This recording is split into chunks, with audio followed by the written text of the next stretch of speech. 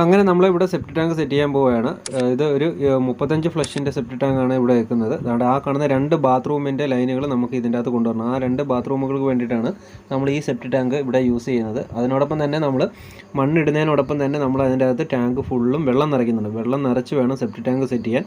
ഇല്ല എന്നുണ്ടെങ്കിൽ അത് വിട്ടുപോയിട്ടുണ്ടെന്നുണ്ടെങ്കിൽ പിന്നീട് ഉപയോഗിക്കാൻ തുടങ്ങുമ്പോഴത്തേന് നല്ല സ്മെല്ല് ബാത്റൂമിൻ്റെ അകത്തോട്ടും അതുപോലെ എയർ പൈപ്പിൽ കൂടെയൊക്കെ വരാൻ ചാൻസ് കൂടുതലാണ്. അതുകൊണ്ട് വെള്ളം മസ്റ്റായിട്ട് വെള്ളം ഫില്ല് ചെയ്യണം.